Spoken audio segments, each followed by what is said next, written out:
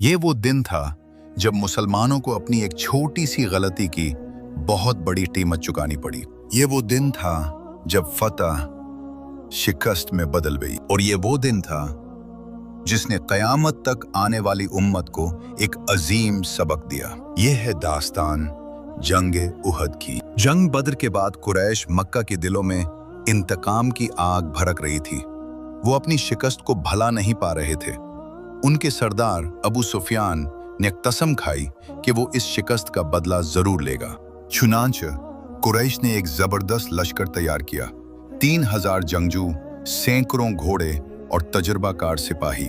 یہ سب مدینہ کی طرف بڑھنے لگے۔ جب یہ خبر مدینہ پہنچی تو حضرت محمد صلی اللہ علیہ وسلم نے صحابہ کرام سے مشورہ فرمایا۔ کچھ صحابہ کی رائے تھی کہ شہر کے اندر رہ کر دفاع کیا جائے، لیکن نوجوانوں کا جذبہ کچھ اور تھا۔ انہوں نے عرض کیا، یا رسول اللہ، ہم میدان میں نکل کر لڑیں گے۔ اور مسلمان میدان کی طرف روانہ ہوئے، 1000 کا لشکر۔ لیکن راستے میں عبداللہ بن ابی 300 لوگوں کو لے کر واپس ہو گیا۔ اب صرف 700 مسلمان رہ گئے تھے۔ میدان احد میں پہنچ کر حضرت محمد صلی اللہ علیہ وسلم نے ایک نہایت اہم حکم دیا۔ 50 تیر اندازوں کو ایک پہاڑی پر کھڑا کیا اور فرمایا، چاہے ہم جیت جائیں یا ہار جائیں، تم نے اپنی جگہ ہرگز نہیں چھوڑنی۔ جنگ شروع ہوئی، تلواریں ٹکرائیں، گھوڑے دوڑے اور میدان گونج اٹھا۔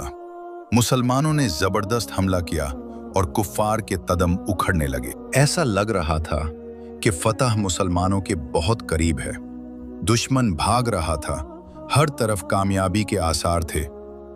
لیکن یہی وہ لمحہ تھا جب ایک چھوٹی سی غلطی بڑی آزمائش بن گئی۔ کچھ تیر اندازوں نے سوچا کہ جنگ ختم ہو گئی ہے اور وہ اپنی جگہ چھوڑ کر نیچے اتر آئے۔ اسی لمحے خالد بن ولاد نے موقع دیکھا اور اپنے گھڑ سواروں کے ساتھ پیچھے سے زبردست حملہ کر دیا۔ اچانک مسلمانوں پر دو طرف سے حملہ ہو گیا، صفیں ٹوٹ گئیں اور میدان میں افراتفری پھیل گئی۔ اسی دوران حضرت محمد صلی اللہ علیہ وسلم زخمی ہو گئے۔ آپ صلی اللہ علیہ وسلم کا مبارک دانت شہید ہو گیا اور چہرہ مبارک لہو لہان ہو گیا۔ پھر ایک خبر پھیلی کہ نبی کریم صلی اللہ علیہ وسلم شہید ہو گئے ہیں۔ یہ سن کر کئی مسلمانوں کے حوصلے ٹوٹ گئے، لیکن سچے صحابہ ڈٹ گئے۔ انہوں نے نبی صلی اللہ علیہ وسلم کے گرد حصار بنا لیا اور اپنی جانیں قربان کر دی۔ اس جنگ میں حمزہ ابن عبد المطلب شہید ہو گئے، وہ جو شیر خدا کہلاتے تھے۔ ان کی شہادت مسلمانوں کے لیے بہت بڑا صدمہ تھی۔ جنگ ختم ہوئی، 70 مسلمان شہید ہو چکے تھے۔ یہ ایک سخت آزمائش تھی۔ یہ جنگ ہمیں سکھاتی ہے کہ اللہ اور اس کے رسول صلی اللہ علیہ وسلم کی اطاعت ہر حال میں ضروری ہے۔ ایک چھوٹی سی نافرمانی بڑی آزمائش بن سکتی ہے۔